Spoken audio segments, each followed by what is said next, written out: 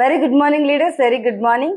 ఒక చిన్న క్లారిటీ ఇద్దామని మళ్ళీ మీ ముందుకు రావడం జరిగిందండి. మీ PV Lakshmi, universal crown director investees. My dear friends, చూడండి నా చేతిలో న్యూట్రిషన్ ఉంది.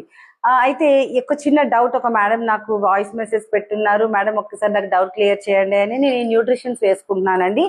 10 రకాల న్యూట్రిషన్స్ ఉంది. ఈవెన్ ఫ్లాక్స్ ఉంది అనుకోండి, ఐరన్ ఫోలిక్ ఉంది, సో అలోవీరా ఉంది, క్రాన్బెర్రీ ఉంది, గ్లూకోజమైన్ అండి, కాల్షియం, అన్ని రకాల ఆమ్లా, సి విటమిన్ అన్ని ఉన్నాయి. అయితే మరి షుగర్ ఉన్న వాళ్ళకి ఒక పర్సన్ కి షుగర్ కి ఇవ్వడం జరిగిందంట.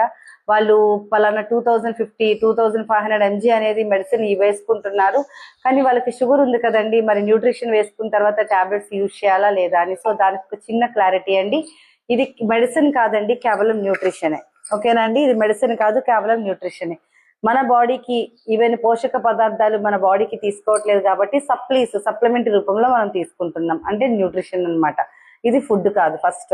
అలాగే ఇది మన బాడీకి ఎటువంటి డ్యామేజ్ కూడా కలిగించదు. ఇన్ని న్యూట్రిషన్స్ వేసుకుంటే ఏమైనా అయిపోతుందేమో అంటే ఇది మెడిసిన్ కాదండి, ఓన్లీ ఫుడ్. జాంకాయ, పైనాపిల్, యాపిల్, ద్రాక్ష పండు, అరటి పండు, ఇలాంటి ఫ్రూట్స్ మీరు ఏదైనా తీసుకుంటే మీ బాడీకి డ్యామేజ్ ఏమైనా కలుగుతుందా అండి? సో అలాంటి ఫ్రూట్స్ ఏదైతే తీసుకుంటాం మన బాడీకి బెనిఫిట్, సేమ్ న్యూట్రిషన్ కూడా అంతేనండి. కాకపోతే మెడిసిన్ అనేది ప్రాబ్లం వచ్చిన తర్వాత వేసుకుంటాం, న్యూట్రిషన్ అనేది రాకుండా prevention is better than cure, అంటే రాకుండా